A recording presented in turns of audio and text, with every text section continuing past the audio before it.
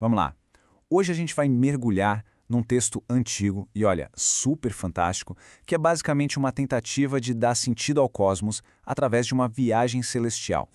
E a nossa jornada começa com uma pergunta que nasce de uma dor gigantesca. Imagina a cena. O profeta Baruque está ali, chorando pela destruição de Jerusalém, e ele questiona a própria justiça de Deus. É um grito de desespero que, convenhamos, ecoa até hoje.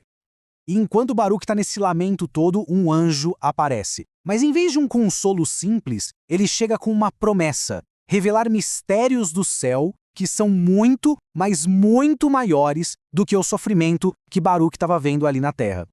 E aí começa a excursão cósmica. Baruque é levado numa viagem pelo universo e as primeiras paradas já mostram um sistema bem claro de punição divina para pecados do passado.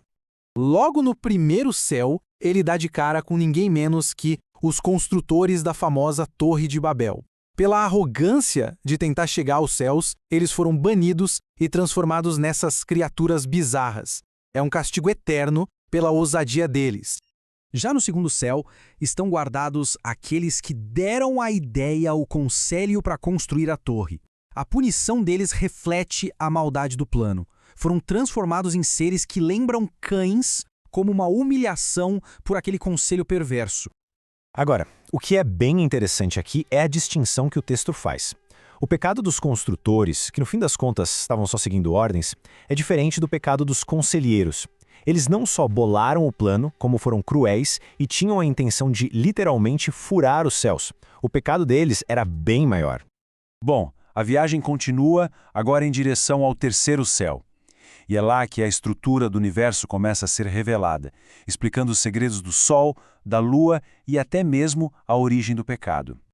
Aqui, o cenário fica ainda mais estranho. Baruque fica sabendo de figuras aterrorizantes, tipo Hades e uma serpente que devora corpos. E o mais surpreendente, ele descobre que a videira, a origem do vinho, foi a árvore que levou Adão ao pecado e que foi plantada por um anjo chamado Samael.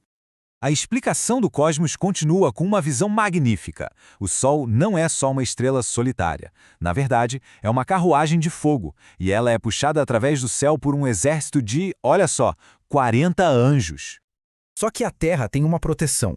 Uma criatura mítica, a Fênix. Ela voa na frente do Sol e o trabalho diário dela é essencial. Ela basicamente absorve os raios solares mais fortes com as asas para que a vida aqui embaixo não seja totalmente incinerada.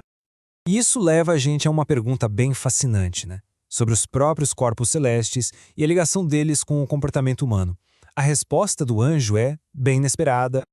O anjo explica que o Sol fica contaminado todos os dias por ser testemunha dos pecados da humanidade. Nessa visão de mundo, os céus não são indiferentes, sabe? Eles reagem à nossa moralidade. O Sol vê de tudo, de assassinato à fofoca, e por isso precisa ser purificado e renovado toda noite. A história da Lua é igualmente estranha. A luz dela foi diminuída permanentemente por Deus como um castigo. E por quê? Porque ela estava presente quando Adão pecou e não se escondeu. Por causa disso, o brilho dela nunca mais seria tão forte quanto o do Sol.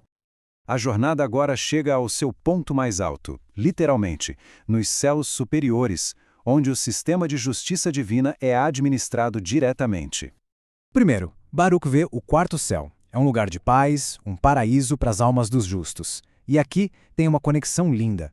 As orações deles se transformam na água que vira a chuva que nutre a terra. Ou seja, as boas ações sustentam a vida, literalmente. No quinto céu, Baruque testemunha a chegada do arcanjo Miguel, o comandante celestial. E ele vem com um propósito bem específico: coletar os méritos e as ações da humanidade.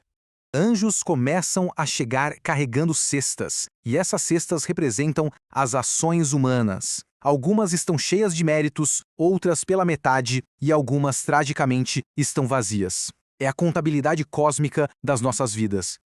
E aí Miguel administra as recompensas e as punições. As cestas cheias ganham uma recompensa enorme, as meio cheias, uma recompensa proporcional, e as vazias, as vazias resultam no envio de pragas para a Terra. É um sistema que responde diretamente às ações humanas, reforçando que nada passa despercebido.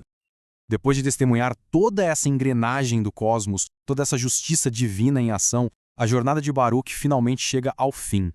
Ele não é mais só um homem de luto por uma cidade. Agora, ele é portador de uma revelação.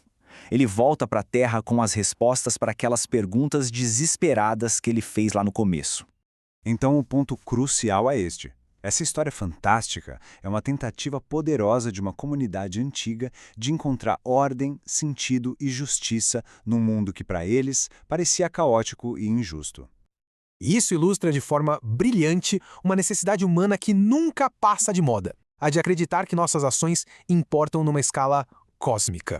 O que nos deixa com um pensamento final para refletir sobre a nossa própria busca por ordem e propósito. Obrigado por acompanhar a gente nessa exploração.